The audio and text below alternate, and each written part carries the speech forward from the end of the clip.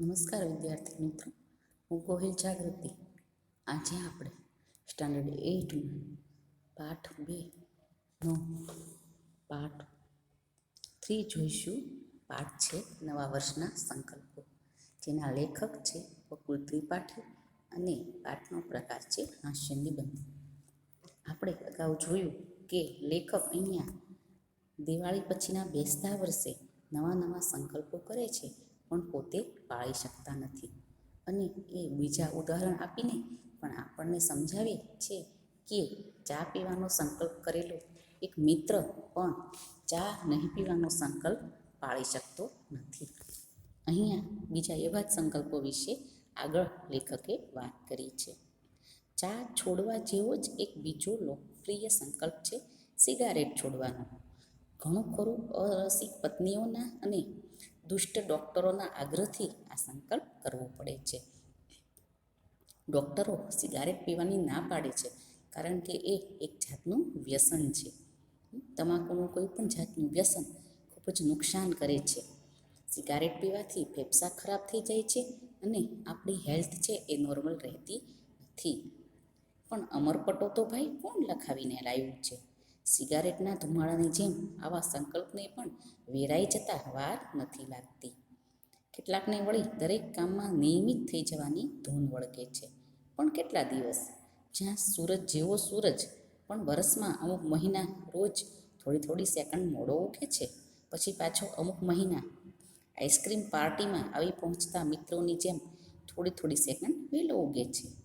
ત્યાં નિયમિત થવાની માહિચ્છા રાખનાર પામર માનવી તે વળી કોણ? હા, કેટલાક મહાપુરુષો નિયમિત બની શક્યા છે ખરા, પણ એ લોકો નિયમિત છે એટલે મહાપુરુષ નથી થયા, પણ મહાપુરુષ છે એટલે નિયમિત થઈ શક્યા છે. એક સંબંધીએ નવા વર્ષને દિવસે ક્રોધને જીતવાનો સંકલ્પ કરેલો. આમ તો એ વાતમાં ચીડાય અને પાન ખરતા પીડાય એવા સ્વભાવના હતા, પણ બેસતા વર્ષને બીજે દિવસે સવારે આ સંકલ્પના સંતોષમાં મલકાતા મુખે એણે પત્નીને બૂમ મારી. અરે સાંભળે છે? શું છે? અંદરથી શ્રીમતીજીએ જવાબ આપ્યો. હવે અહીં આવતો ખરી, પણ છે શું? લ્યો કહો, શું કામ છે? જો એમને સ્મિતથી શોભતા મુખ વડે બોલવા માંડ્યું. ગઈકાલથી મેં નક્કી કર્યું છે કે કદી કોઈના શબ્દોથી અકળાવું નહીં. હોય દુનિયા છે કહીને હસી નાખો. ઠીક, પત્નીએ પાછા ફરતા જતાં કહ્યું. તને મારો આ સંકલ્પ ન ગમ્યો? એણે પૂછ્યું. ગમ્યો, પણ પાળો ત્યારે ખરા. શું કહ્યું? એમનું સ્મિત વિલાયું. પાળો ત્યારે ખરા એટલે શું? મારામાં એટલો નિયમ પાળવાની તાકાત નથી. હશે તો જોઈશું ને. એટલે તું તારા મનમાં સમજે છે શું? હું તે કંઈ અને ખલાસ, એન્જિન બગડ્યું. મિજાજ છટક્યો અને આખી સોસાયટી ગજવતા જતા હતા. ત્યાં એમના શ્રીમતીજીએ એમને યાદ કરાયું કે એમનો સંકલ્પ એમણે ત્યાં ને ત્યાં જ તોડી નાખ્યો છે. ત્યારે એ માંડ શાંત પડ્યા. આમ નવા વર્ષના સંકલ્પો એટલે વહેરી પરોઢનું ઝાકળ. બે ઘડી સંતોષ આપી પાછી ઉડી જવાનું.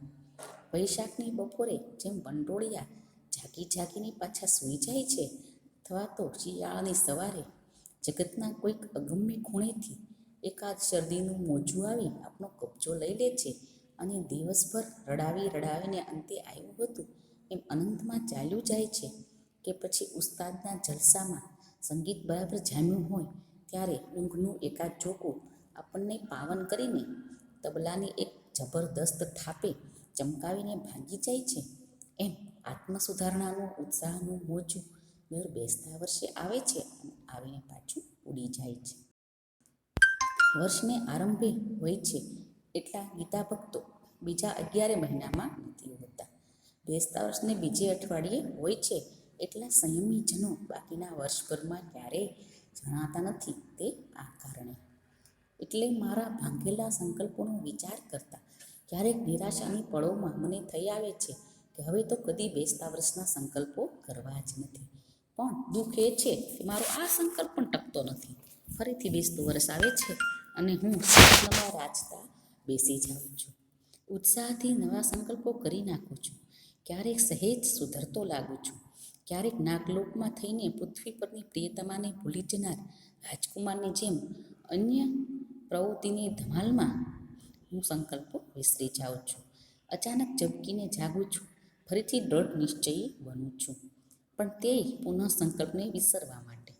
કાનમાં પેલો રોમારોલા મને કયા કરે છે, સ્વપ્નો તો જીવનના ધનુષ્યની પણછ જેવા છે ભાઈ.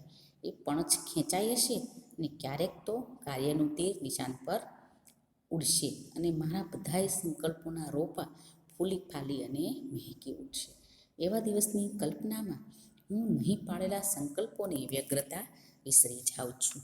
લેખક કહે છે કે ક્યારેક તો કોઈક એવો દિવસ ઉગશે કે હું મારા સંકલ્પોને પાળી શકીશ, પણ ફરી પાછું હું મારા રોજિંદા કામમાં પરોવાઈ જાઉં છું અને મારા સંકલ્પો ભૂલી જાઉં છું.